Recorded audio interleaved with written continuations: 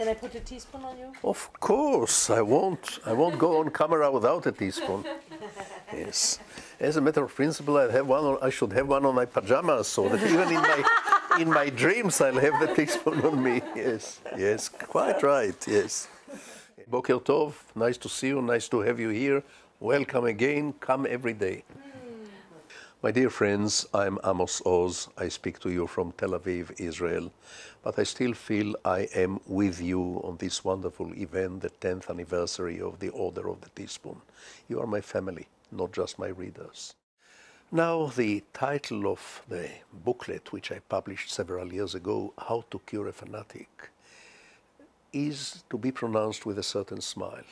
I don't have a remedy. I don't have capsules to offer so that people can swallow my capsule and become immune to fanaticism. I have some ideas about the nature of fanaticism, and I do have one or two ideas about the spread of fanaticism in recent years. Even since I wrote this short book, How to Cure a Fanatic, the world is becoming more, not less, fanatical. It's becoming more full of prejudices, more full of hatred, more full of discrimination. For many years, people were ashamed to pronounce openly their prejudices, their hatreds of minorities, hatreds of Jews or hatreds of Muslims or hatred of women or hatred of intellectuals or hatred of refugees or hatred of anyone who is not exactly like ourselves or like what we think that everybody ought to be like.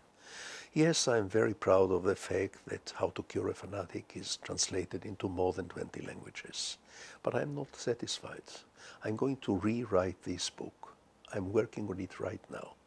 I want to update it.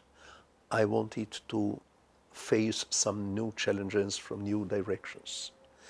I want to point out the fact that even apparently innocent phenomena such as political correctness, multiculturalism, even those very positive phenomena, essentially very positive, very blessed phenomena, they contain a certain gene of radicalization and even fanaticism.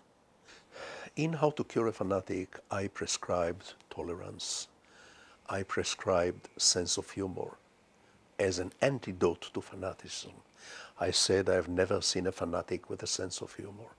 I said the ability to laugh at ourselves conveys the ability to see ourselves in the way some other people may see us.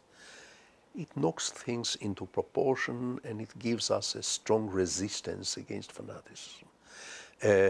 I regard myself as a storyteller, not as a novelist or a thinker, as a storyteller. I love to tell stories and I love to hear stories.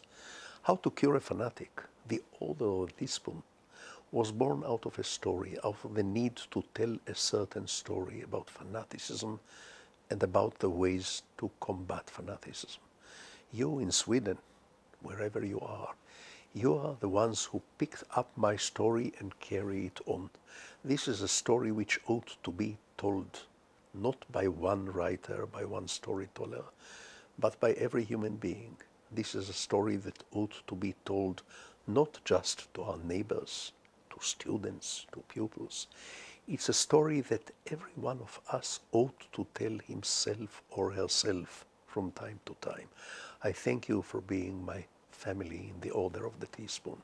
I thank you for being here on this event.